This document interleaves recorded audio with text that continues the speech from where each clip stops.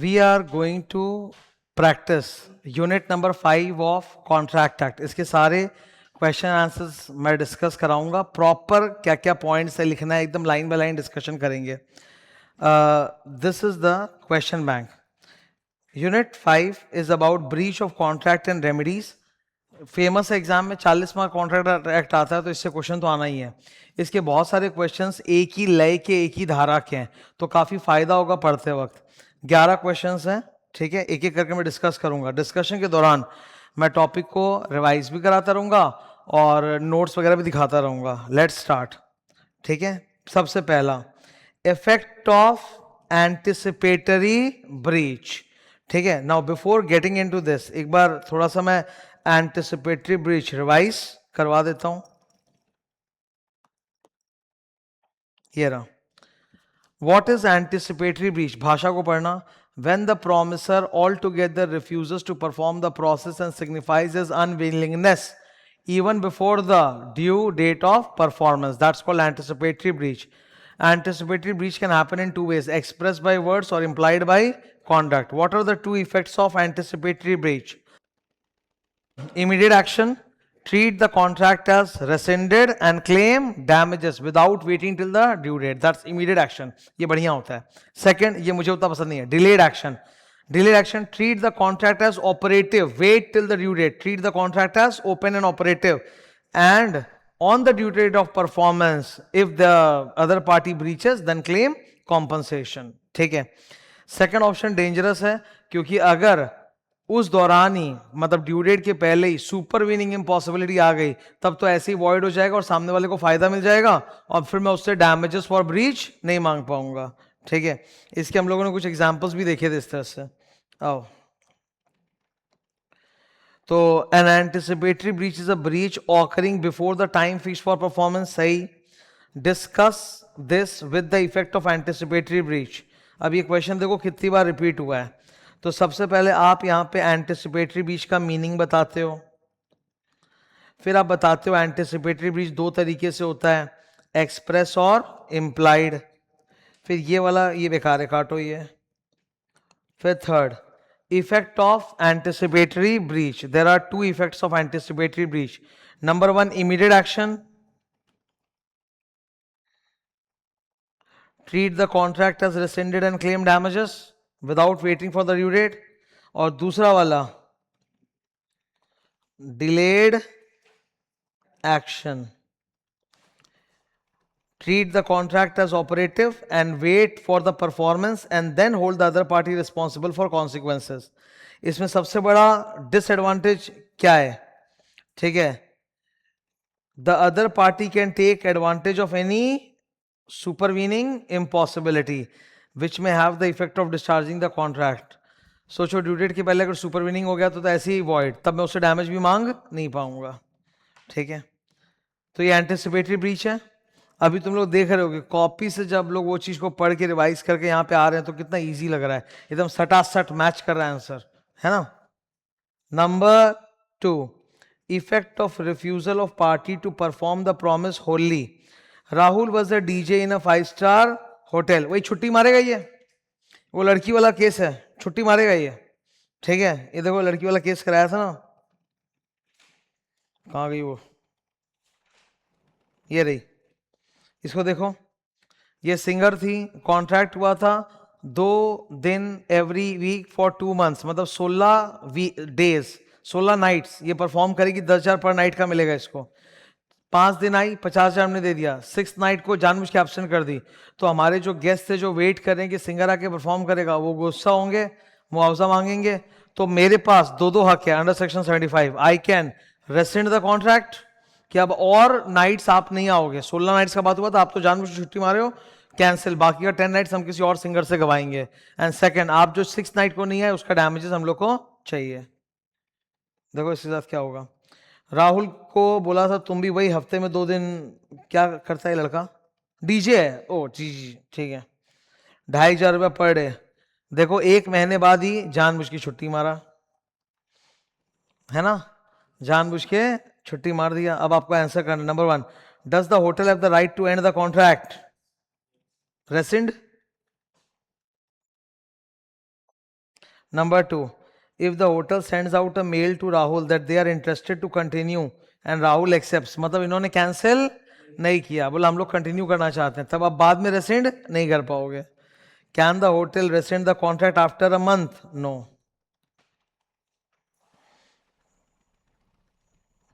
आपके पास हक था रेसेंड करने का, फिर भी आपने रेसेंड नहीं किया, तो अब आप अगर उसको ओके कर दोगे, अप्रूव कर दोगे, तो दोबारा रेसेंड नहीं कर पाओगे.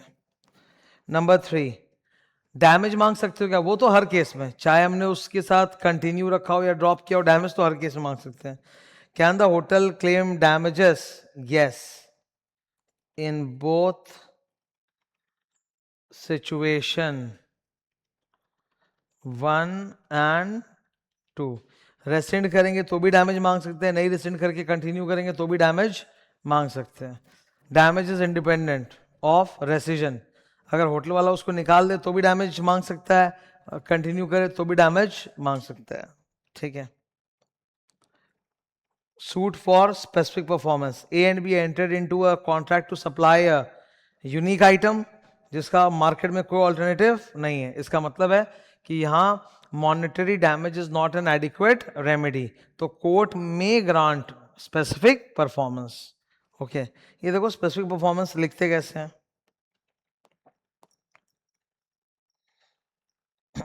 इधर जो वादा किया था वो निभाना पड़ेगा. ऑफ कोर्स ये मैं लिख नहीं सकता एग्जाम में. उसके नीचे when damages are not adequate remedy, the court may direct the party to carry out the promise. Carry out the promise. This is called specific performance. Purchase of unique item. ठीक है, ये धोखा हो गया. ठीक है, यहां लिखो यूज कॉपी नोट्स. ये एक्चुअली ना किसी दूसरे क्वेश्चन का पार्ट था, तो एक पार्ट यहां एक पार्ट कहीं और है, इसलिए ये 2 मार्क का है.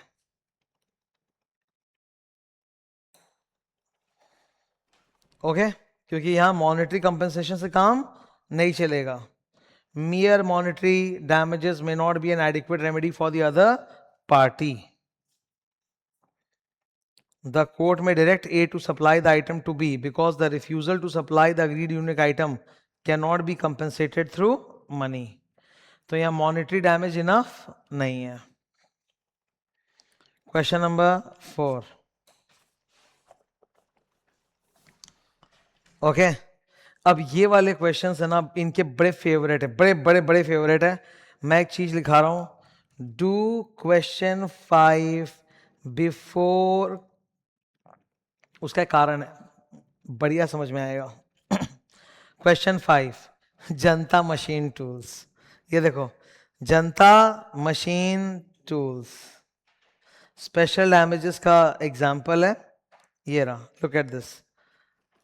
This is not ordinary damage, this is special damage.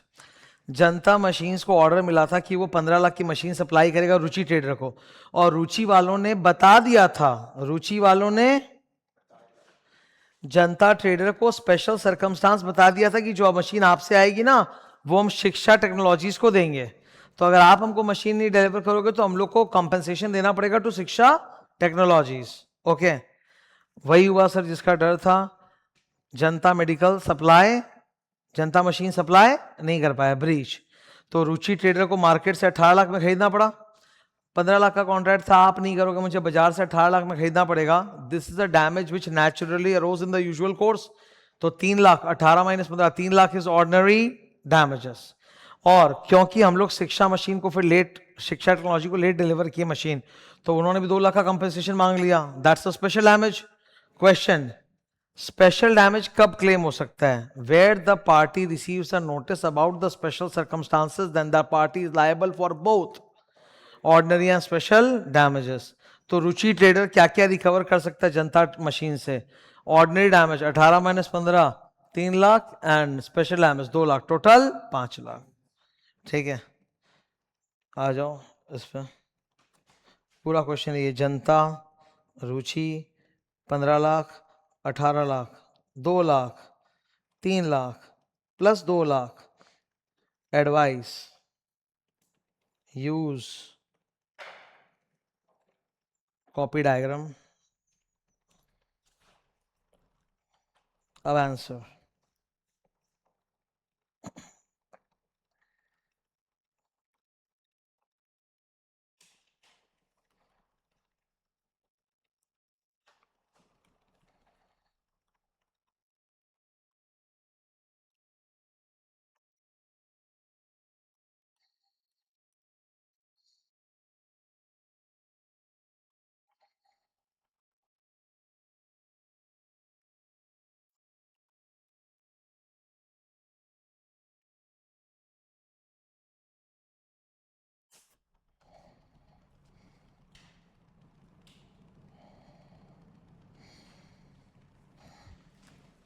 क्योंकि इस क्वेश्चन में ऑर्डिनरी स्पेशल डैमेज दोनों था, तो तुम लोग ऑर्डिनरी डैमेज का थ्योरी लिखोगे, फिर स्पेशल डैमेज का थ्योरी लिखोगे, फिर एनालिसिस करके बोलोगे कि 3 लाख तो ऑर्डिनरी और 2 लाख तो स्पेशल है, फिर आंसर बोलोगे हाँ क्योंकि बता दिया था।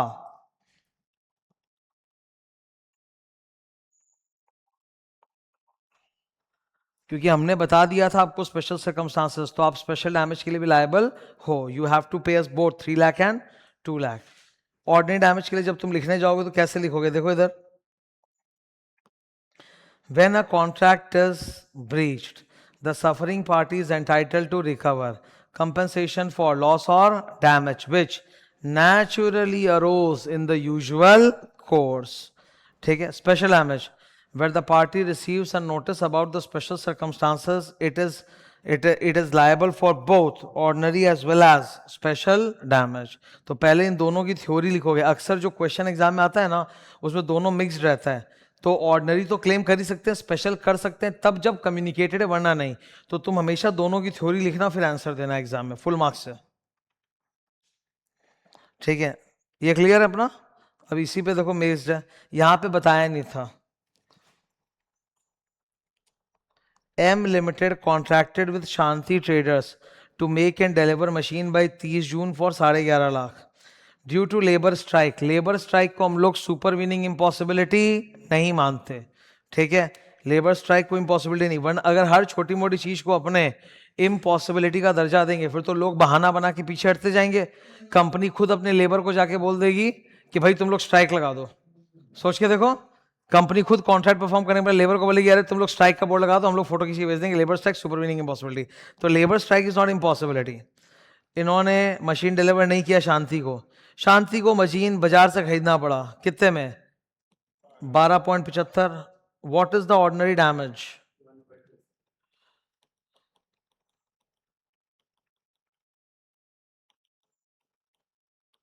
वो तो हम क्लेम कर ही सकते हैं, वो तो कर ही सकते हैं claim. Due to this Shanti traders was also prevented, Shanti Trader was also prevented from performing a contract with Zenith Traders. Thank you. तो M लिमिटेड शांति को नहीं दे पाया, शांति जेनिथ को नहीं, तो इससे लॉस हुआ उनको, and they were compelled to pay compensation to Zenith. बताओ, जेनिथ को लोग कंपनसेशन दिए, लेकिन क्वेश्चन में कहीं बोला है क्या कि शांति ने एम को बताया था कि तुम्हारे कॉन्ट्रैक्ट से जो आएगा वो हम जेनिथ को देंगे, ऐसा ऐसा नहीं बोला ना, तो स्पेशल डैमेज यहां पे नहीं क्लेम होगा। special damage not applicable। अब इसका जब आंसर तुम लिखोगे तो कैसे लिखोगे, ठीक है, पहले तुम लिखोगे ऑर्डिनरी डैमेज की थ्योरी, फिर तुम लिखोगे स्पेशल डैमेज की थ्योरी, फिर तुम बोलोगे नंबर 3 केस एनालिसिस में कि क्योंकि यहाँ पे शांति ट्रेडर्स ने एम लिमिटेड को special circumstances and contract with zenith limited नहीं बताया था, तो स्पेशल डैमेज यहाँ क्लेम नहीं हो सकता। That is the way you are going to write ordinary and special damage की थियरी, फिर केस एनालिसिस और फिर कंक्लूजन।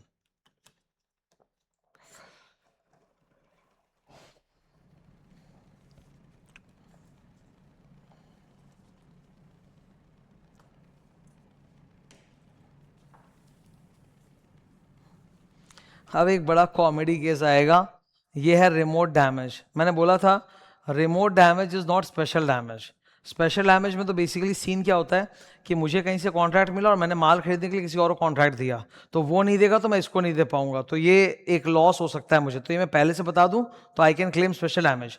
रिमोट डैमेज एकदम अलग चीज है। रिमोट डैमेज मतलब जो कॉन्ट्रैक्ट से कनेक्टेड है ही नहीं, अचानक हो गया, अचानक हो गया, जो कॉन्ट्रैक्ट से कनेक्टेड नहीं है। ठीक है ना। क्वेश्चन नंबर 6 ये है अबाउट रिमोट डैमेज। कौन सा डैमेज? हाँ, रिमोट डैमेज। चेतन अपनी वाइफ के साथ घूमने जा रहा था। कहाँ जा रहा था? मनाली जा रहा था। बस से जा रहा था। बस का नाम है हिमालय। बस में हो गई खराबी, ड्राइवर ने रास्ते में गाड़ी रोक दी, ठंडी रात थी, ड्राइवर ने बोला 1 किलोमीटर दूर होटल, वहां चले जाओ। Wife of Chetan caught cold, 1 kilometre ठंड में चल के गई, बीमार पड़ गई। ठीक है, पूरा का पूरा इनका ट्रिप सत्यानाश। Chetan filed a suit against Himalayan bus. क्या चीज के लिए? बोला I want damages for personal inconvenience, hotel charge, medical treatment of wife. Now inconvenience and hotel charge क्या है? Why? Because it arose naturally in the usual course. Hotel में रुकना पड़ेगा, पैसा देना पड़ेगा, इनकन्वीनियंस हुआ, बेचारा जाके आया। लेकिन वाइफ बीमार पड़ गई, किसी ने सोचा था क्या? ये तो सडनली बीमार पड़ गई ठंड से। ये रिमोट डैमेज है, ये वो क्लेम नहीं कर पाएगा।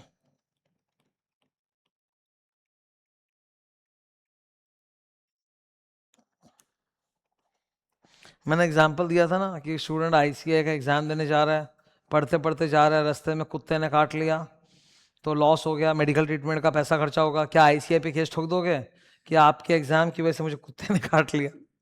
ये तो सर रिमोट डैमेज है। ठीक है, अरे ऐसे तो कुछ भी हो सकता है।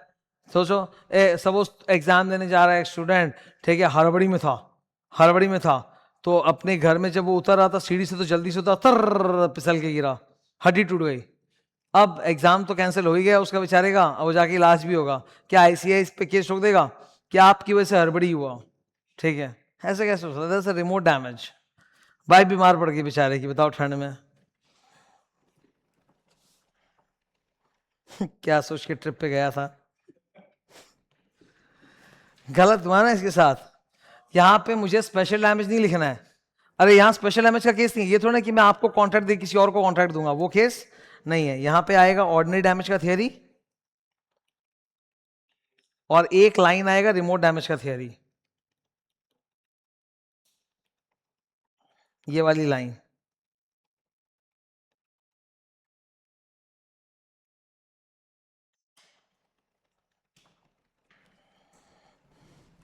पहले ऑर्डिनरी डैमेज की थियरी लिखोगे। ये देखो मैंने कॉपी में ऐसे ही लिखाया था, कॉपी में ऑर्डिनरी डैमेज का थियरी था, फिर ब्लू लाइन में क्या था? हाउएवर रिमोट और indirect damage can not be claimed. Students remote और इनडायरेक्ट डैमेज को स्पेशल डैमेज से मिक्स करते हैं, नहीं ऐसा नहीं है, वो अलग चीज है। स्पेशल डैमेज बेसिकली आपको वही केस में मिलेगा कि मुझे कॉन्ट्रैक्ट मिला और वो मैंने आपको सब कॉन्ट्रैक्ट कर दिया। और रिमोट इनडायरेक्ट डैमेज का मतलब होता है जो कॉन्ट्रैक्ट से दूर दूर तक कनेक्टेड है नहीं, अचानक हो गया लॉस। ठीक है।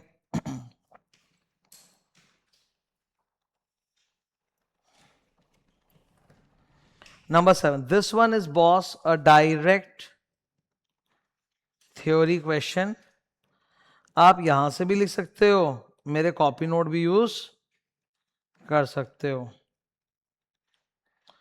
Ordinary damage, special damage, liquidated damage. यहां की भाषा थोड़ी हार्ड होगी, ये बुक की भाषा है, कॉपी की भाषा इजी होगी। देखो ऑर्डिनरी डैमेज एक बार फिर से पढ़ेंगे। Section 73, when a contract is breached, the suffering party is entitled to claim compensation for loss or damage arising in the natural course of which arose naturally in the usual course. Special damage, where the party receives a notice about the special circumstances, then it is liable for both ordinary and special damage. फिर और एक कौन सा था? Liquidated damage. Liquidated damage is the genuine pre-estimate of the damage. It is allowed in Indian law. It is a reasonable amount based on the amount of probable damage. 8 number, breach of contract. ये खतरनाक question है, लिखो या मतलब मैं समझाऊंगा, don't worry. इसको इस तरह से मार्क करने के पीछे एक कारण है, ठीक है।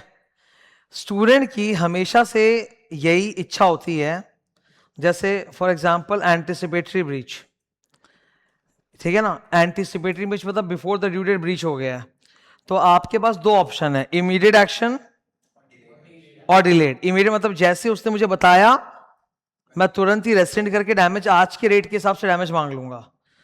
Delayed action, I will treat the contract as operative and wait till the due date, and then due date पे जाके अगर वो नहीं परफॉर्म करता है तो मैं ब्रीच मानूंगा और डैमेज मांगूंगा उस दिन के रेट के हिसाब से। तो स्टूडेंट को हमेशा यही लगता है कि इनिशियल एक्शन में डैमेज कम होगा और डिलेड में डैमेज ज्यादा होगा, उसको ऐसा ही लगता है हमेशा। जैसे एग्जांपल देखो, ठीक है। 1 जुलाई को हमने कॉन्ट्रैक्ट किया था कि माल डिलीवर करना 31 जुलाई को, 31 जुलाई को डिलीवरी डेट है, ड्यू डेट। 15 जुलाई को उसने फोन करके बोल दिया नहीं कर पाएंगे। अब इमीडिएट केस में डैमेज कितना है, 5 रुपया। 100 रुपए पे एग्रीमेंट हुआ था, 15 जुलाई तक भाव बढ़ के 105 हो गया, तो डैमेज कितना, 5 रुपया। लेकिन अगर हमने डिले एक्शन किया, मतलब वी वेटेड टिल 31 जुलाई, तब भाव हो गया 110, तो डैमेज कितना मांग सकते हैं, 10। अब ये सबसे यूजुअल कोर्स है, स्टूडेंट यही सोच के चलता है कि इमीडिएट में डैमेज कम होगा, डिलेड में डैमेज ज्यादा होगा। लेकिन सर इसका कोई भरोसा नहीं है, उल्टा भी हो सकता है। इमीडिएट में डैमेज ज्यादा और ड्यू डेट पे डैमेज कम। ये तो डिपेंड करता है कि भाव ऊपर नीचे हो रहा है, प्राइस मार्केट में उस कमोडिटी का ऊपर नीचे हो रहा है। सावधान। X entered into a contract with Y to supply him 1000 water bottle at 5 rupees per water bottle to be delivered at a specified time. Thereafter, X contracts with Z for purchase of 1000 bottles at 4.5 रुपया पर water bottle. मतलब Z जो है ना वो X को देगा, X जो है वो Y को देगा। X ने इससे किस भाव पे लिया है, 4 रुपये 50 पैसा, और वो Y को किस भाव पे देगा, 5 रुपए के भाव पे देगा, ठीक है। मेकिंग अ प्रॉफिट ऑफ 50 पैसे पर बॉटल। 50 पैसे इंटू 1000 बॉटल इज 500 रुपीज, दस द प्रॉफिट, ठीक है। अब and at the same time, इसने बता दिया था सौदे के टाइम पे जेड को बोल दिया था कि भाई तुमसे लेके वाई को देंगे, तो इसको पहले से इन्फॉर्म कर चुका है, inform about the special circumstances कि मैं जेड के साथ कॉन्ट्रैक्ट किया, उसको दूंगा, तुमसे लेके तो तुम नहीं दिए तो मैं फंस जाऊंगा, ठीक है। यहां पर एक्स को हक है ना कि वो ऑर्डिनरी और स्पेशल दोनों मांग सकता है, correct. Now Z failed to perform the contract in due course and market price कितना हो गया, 5 रुपया 25 पैसा। कॉन्सिक्वेंटली एक्स को बॉटल मिली नहीं और वाई ने कॉन्ट्रैक्ट को रेसेंड कर दिया। वाई ने क्या किया, कॉन्ट्रैक्ट को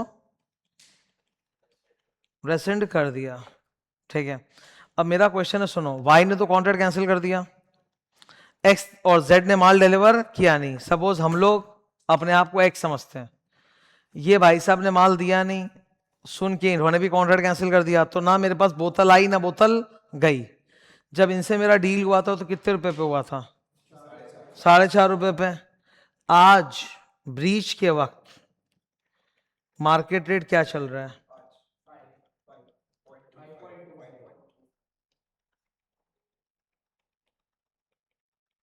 तो मैं डैमेज कितना मांगूंगा, ऑर्डिनरी डैमेज,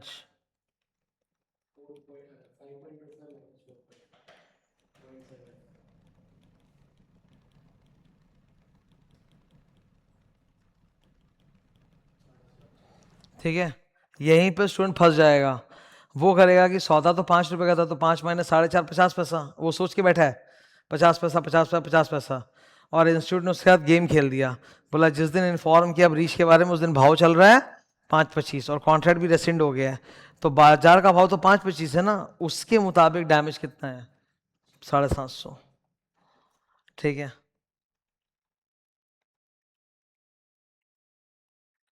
एक सेकंड, सॉरी, ओह, हाँ, यहाँ फर्स्ट केस में जो डैमेज होगा वो 500 होगा फर्स्ट केस में, बिकॉज मैंने इसको बता दिया था। तो मेरे हाथ से 5 रुपए का कॉन्ट्रैक्ट चला गया ना, मेरे हाथ से 5 रुपए कॉन्ट्रैक्ट चला गया, तो मेरा लॉस 50 पैसे ही है। ठीक है, the selling price minus the cost price which is 50 पैसे इंटू 500। फर्स्ट केस में वही होगा। Case 1, ordinary damage plus special damage मिला के होगा, मैंने 4.5 पे लेना था और 5 पे देना था, इक्वल टू 500। तो फर्स्ट केस में डैमेज 500 ही है, क्योंकि फर्स्ट केस में क्योंकि मैंने बता दिया था, तो I am entitle to claim both ordinary and special damage. तो ordinary damage normally market rate से निकलता है, पर स्पेशल डैमेज यहां पे तो डिलीवरी भी करनी है ना मुझे, तो अल्टीमेटली मेरा मुनाफा कितना होने वाला था, 50 पैसा, तो वही रेट पे निकलेगा। सेकेंड पार्ट में आंसर चेंज हो जाएगा।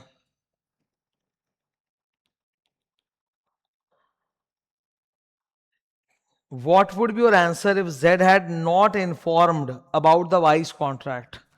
अगर X को हमने बताया, X ने Z को बताया नहीं होता कि ये 5 रुपए पे बेचने वाला हूं वगैरह, तब तो मैं मार्केट रेट के हिसाब से जो भी डैमेज है वही क्लेम करता, तब आंसर होगा 750 रुपया।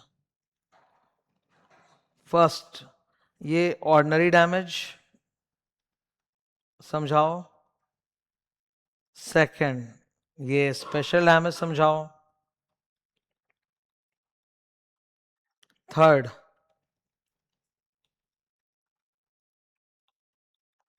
ये 500 रुपीज कैलकुलेशन।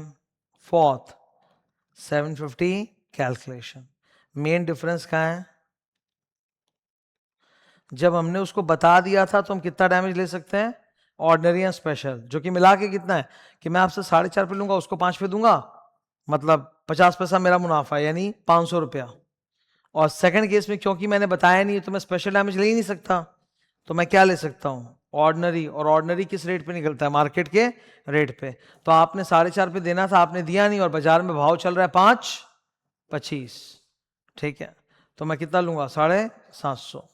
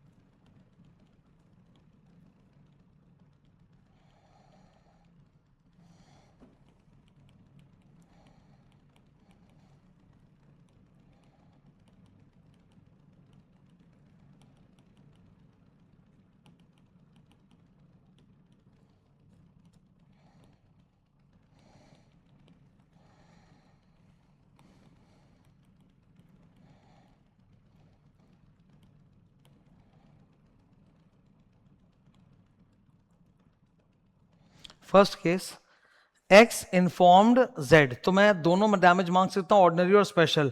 मुझे ऑर्डिनरी और स्पेशल अलग अलग कैलकुलेट करने की जरूरत नहीं है। सीधा सीधा है कि इस पूरे अरेंजमेंट से एक्स का फायदा कितना होने वाला था, 50 पैसे। 4.5 पे लेके 5 पे दूंगा, 50 पैसे का फायदा होगा, यही होने वाला था। तो ऑर्डिनरी और स्पेशल मिला के ही 50 पैसे।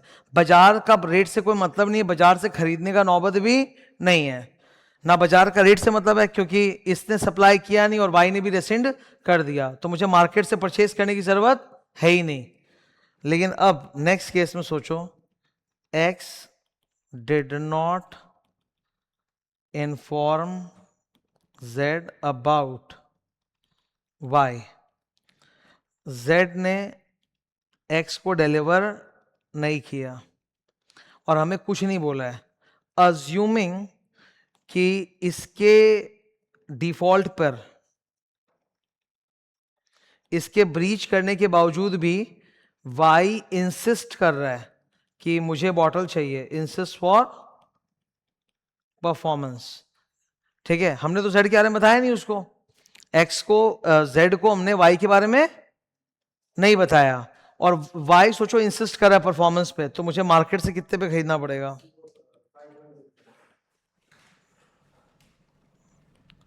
तब मेरा डैमेज कितना आएगा? हाँ, 5.95 माइनस 4.5, 75 पैसे पर बॉटल इंटू 1000, 750। ठीक है, क्वेश्चन में ये बात नहीं बोली हम लोगों को। केस 1 में तो क्वेश्चन ने बोल दिया कि Y ऑल्सो रेसेंडेड, लेकिन केस 2 में क्वेश्चन में ये बात नहीं बोली कि Y हैज रेसेंडेड या Y हैज इंसिस्टेड, कुछ नहीं बोला। ठीक है, तो अगर Y इंसिस्ट करेगा तब मुझे तो बाजार में 5.25 पे लेना पड़ेगा ना, तो मेरा लॉस तो बढ़ गया, तब 75 पैसे का लॉस है, मैं तुमसे क्लेम करूंगा। हाँ, तब होना चाहिए। अगर सोचो यहाँ पे भी Y रेसेंड ही कर रहा है, तब अल्टीमेटली तो आपको तो 500 का ही लॉस होगा ना, आप क्यों बैठ के 750 मांगोगे? डैमेज है, प्रॉफिट का सोर्स नहीं है। क्वेश्चन में इन्होंने बेसिकली वहां पे अजम्पशन टाइप का ले लिया बिना लिखे। ओके, कि हमने बताया नहीं था तो कितना, तो बताया नहीं तो मार्केट रेट के हिसाब से 75 पैसा ले लेंगे। नेक्स्ट, यहां पे मुझसे लिक्विडेटेड डैमेज और पेनल्टी के बीच में डिफरेंस पूछा है। Difference we will write from copy. Liquidated damage और पेनल्टी में क्या डिफरेंस है? ये sir, liquidated damage is a genuine pre-estimate of the damage allowed by Indian law, reasonable amount of damage based on probable damage, estimate based on probable loss. उस तरफ penalty, it's an amount arbitrarily fixed in the contract, not allowed by Indian law, allowed by English law. And third, it is an extravagant or exorbitant amount in excess of the probable loss.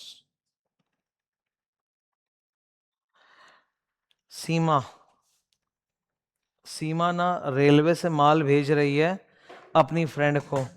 सीमा दिल्ली में रहती है, सीमा की एक दोस्त है जो मुंबई में रहती है, किरण। मुंबई में किरण एक एग्जीबिशन करने वाली है, तो सीमा ने अपने यहाँ से उसको बुटीक गारमेंट्स रेलवे के द्वारा भिजवाए हैं।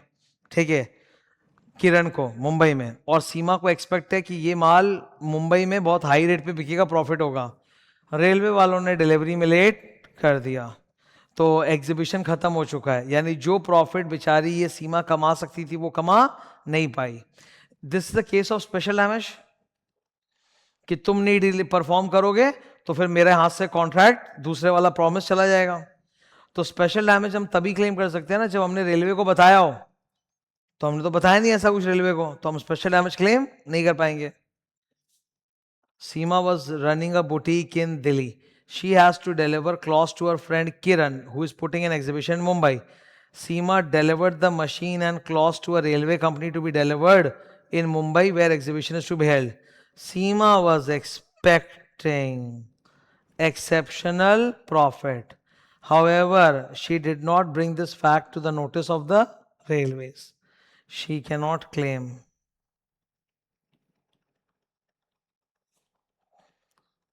special damages.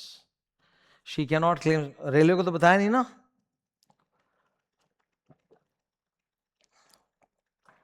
she cannot claim special damages. तो रेलवे वाले एग्जीबिशन के बाद पहुंचे। Can Seema recover the loss of profits? No. फिर से यहां पे तुम जब थ्योरी लिखोगे तुमको दोनों लिखना पड़ेगा, ऑर्डिनरी और स्पेशल। तुम ऑर्डिनरी डैमेज का थ्योरी लिखोगे, फिर स्पेशल का लिखोगे, फिर केस एंड कंक्लूजन, कि क्योंकि सीमा ने रेलवे को इस एक्सेप्शनल प्रॉफिट के बारे में कुछ बताया नहीं था, तो रेलवे जिम्मेदार नहीं है, railway will only pay ordinary damages. ठीक है, 11 नंबर क्वांटम मेरूट का डायरेक्ट थियोरी क्वेश्चन है। क्वांटम मेरूट में मैं पहले बोल रहा हूं, तुम यहां से पढ़ोगे बहुत सड़ा हुआ है। यूज कॉपी नोट्स, मैं कॉपी नोट्स भी दिखा देता हूं, क्वांटम मेरूट रिवाइज हो जाएगा। क्वांटम मेरूट ठीक है, ये रहा। पहले क्वांटम मेरूट समझाओगे। Quantum meruit, as much as earned, it is based on the doctrine of restitution and quasi-contract, where one party should not be allowed to unjustly enrich itself at the expense of other party. Quantum merit is a legal doctrine that allows the party to recover reasonable value for goods and services provided, even if there is no agreement regarding remuneration. Damages are compensatory in nature, whereas quantum merit is restitutory. अब 6 cases quantum Meerut के क्या होते हैं? Void agreements, non gratuitous act, remuneration not agreed upon, abandonment, बीच में बॉडी contract छोड़ दिया, divisible contract and indivisible contract. Okay, ये यहां पर दिया हुआ है। तो एक क्वेश्चन आंसर यहां पर इसी के साथ यूनिट 5 कंप्लीट होते हैं। Thank you.